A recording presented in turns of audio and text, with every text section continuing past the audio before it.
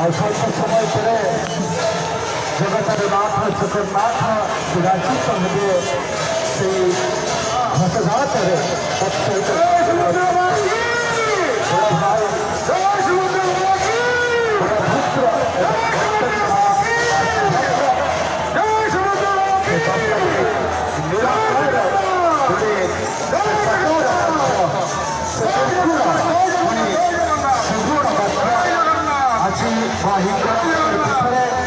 जगन्नाथ से घोषजात आसर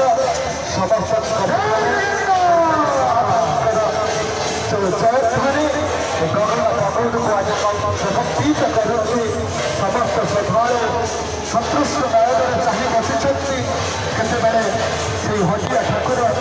रथरे विषे हे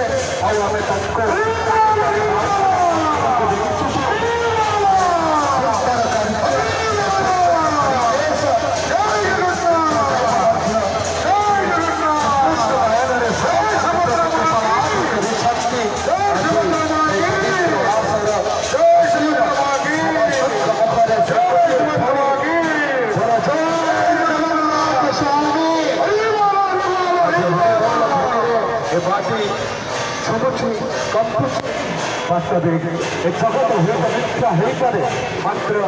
एक